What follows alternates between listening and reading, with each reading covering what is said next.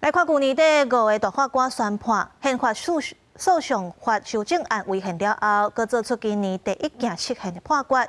这案是伫咧3档外前，有律师替被告提出准控告，刷去予法院驳回。律师就质疑这刑事诉讼法侵害宪法保障的诉讼权甲人身自由。按照宪法法定审查了后，嘛认定违宪。我要感谢宪法法庭秉持专业与道德勇气，让宪法法庭恢复运作。总统伫咧元旦辩论会有感谢宪法法庭恢复正常运作。伊讲的是去年底5位大法官宣判宪法诉讼法修正案违宪，过2礼拜了，宪法法庭又做出今年的第一件释宪判决。验过大法官赵宗珍、杨惠钦加朱富美依然无参加。之前伫宪诉法判决，因3个人就捌讲。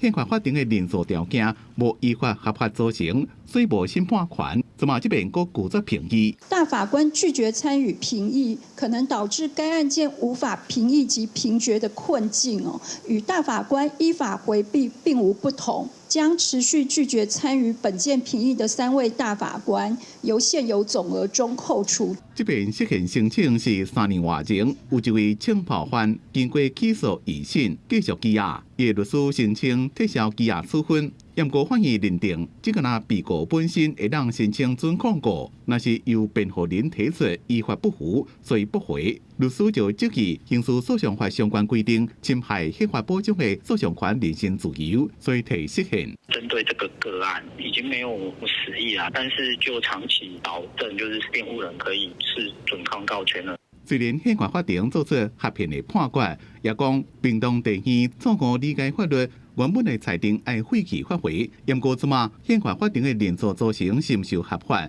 连大法官家己意见拢无同，所做的判决是毋是有效，这嘛大家也真注意。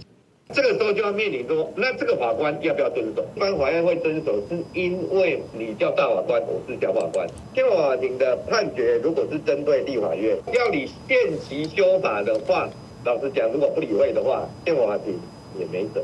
法校教授讲，这卖宪政秩序真混乱，立法甲司法互相有争议。以后若是宪法法庭的判决要求立法院等机关修法，立法院也无一定会插，代志也是无解。记者综合报道。